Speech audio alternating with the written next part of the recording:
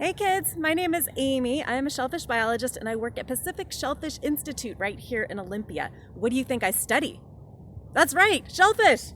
I study things like these mussels that just fell off the dock here, things like oysters and clams. And while I study shellfish, I probably spend more time studying their habitat or where they live.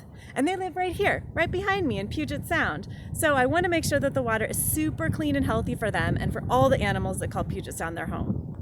One thing I hate to find in the water is garbage or trash. Garbage, whether it's on land or in the water, can be super dangerous for animals. They can get all tangled up in it, or sometimes they can even mistake it for food. Yuck! Now, the easiest way to keep our water clean is to make sure the garbage doesn't get in it in the first place, right? Now, there's probably the occasional litter bug, not you, I'm sure, but most of the garbage that ends up in the water, it's an accident. It falls out of our pockets, falls out of the cars, trash can slip out of garbage cans, or it can even enter into these storm drains. And once the garbage goes into the storm drain, it's like a giant water slide and can travel right there out to Puget Sound. Now, the good news is that researchers and people like you are becoming so much more aware of plastic pollution. We're learning what types of plastic make their way into the water, and we're learning where that plastic goes once it gets in the water. That way, we can race into action to do something about it. Okay, so are you ready to start the activity? This is where you're going to grab your sheet. It says sink or float. Where do ocean plastics go? And since you are on a computer, right? And we're going to be working with water, you might want to just watch this and then you can do your investigation in a couple minutes when the video's over. All right, so what does it say? Step 1, build an ocean model. Fill a container with water, and you can add a little bit of salt if you want your model to be a little bit more realistic. You don't have to, it's not going to change your results or anything, but let's see. I want my ocean to be as sort of realistic as possible, right? Perfect, tastes like the ocean. Okay, number 2. Now you're going to take your little baggie, and it has some goodies in it, some trash that you're going to do your sink or float investigation with. And you're going to move on to number 2 where it says make a prediction. So down in this table here, the first one says plastic bag fragment. You are going to predict, do you think it's going to sink or float? Wait a minute. How do you know if it's going to sink or float? I don't think I've given you enough information. One clue is density. Density will determine if plastics sink or float. Now, what in the world is density? Well, density is kind of like, well, you can calculate it. It's density is equal to the mass divided by the volume, or really it's like how compact something is.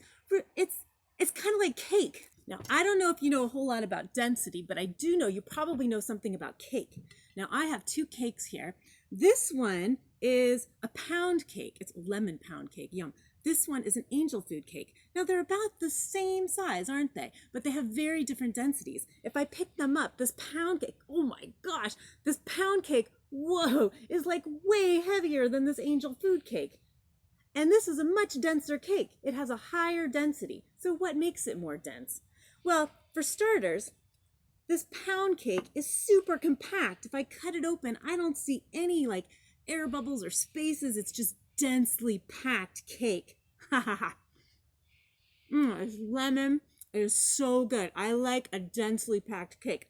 Now, this angel food cake, on the other hand, if I cut into it, it's like cutting into air. It's like a big marshmallow. It's got tons of air bubbles in there because they whip up egg whites and they make it super fluffy.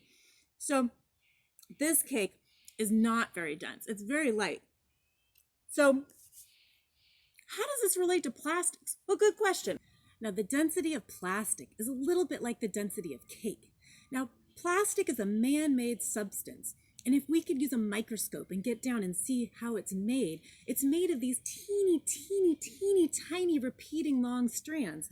And it's kind of like these sticks. If you were to take these strands and if they were to nest themselves super close and tight together, you would make a very dense piece of plastic. It's very strong. I can't even break it. That is like a dense plastic, a hard plastic like this jug. Now, on the other hand, if you take your strands of plastic and you make them nice and branched, like this bunch of branched branches, there's lots of air gaps in there, lots of pockets, and they can't fit tight together, and it makes it very weak. It's very easy to bend it. And that makes kind of like a stretchy kind of plastic that you can poke your finger right through. Dense plastic like this jug tends to sink, whereas less dense plastic like this bag tends to float. So that should help you with your predictions. Okay, so here we are back with our ocean model. And you'll see in your table here, the first one says a plastic bag fragment. So under plastic description, I might say, it's kind of light, kind of stretchy. I kind of think I could poke my finger through it. And I would predict that this would float, would be my prediction. And then you move on through the list. You've got a plastic bottle fragment. You have a straw. The straw is kind of tricky. I'm not sure how I would know how to predict that one. Use your best guess. You have a plastic spoon fragment. You might have the spoon. You might have actually the handle of the spoon.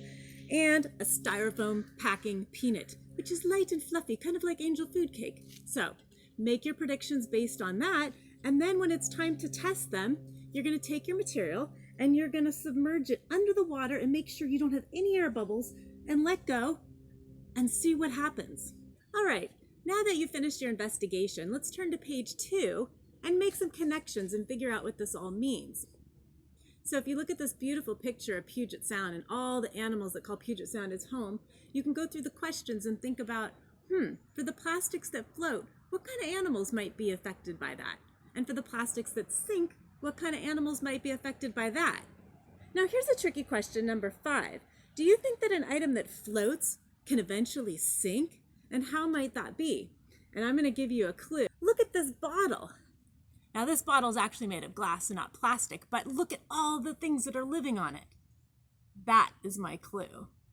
Well, thanks for doing the activity and watching this video. I hope you learned something about plastic density and where plastic ends up in the ocean. Once we know where plastic ends up, it helps us figure out how we can keep plastics out of the ocean and how we can remove it once it's there. So yeah, be sure to check out these engineering solutions and these amazing things that people are doing to help keep our oceans clean. There are tons of actions that we can take every day too. Cleanups, I love a good cleanup. I even included on this last page a trash cleanup bingo sheet. So you can go out anytime and just tally off, make it kind of a game, I love games, and tally off the things that you find. If you take a picture and send it to me, you will just put a huge smile on my face. And thank you so much for helping to make Puget Sound clean and healthy, for not just shellfish, but for all the animals that live there. All right, take care.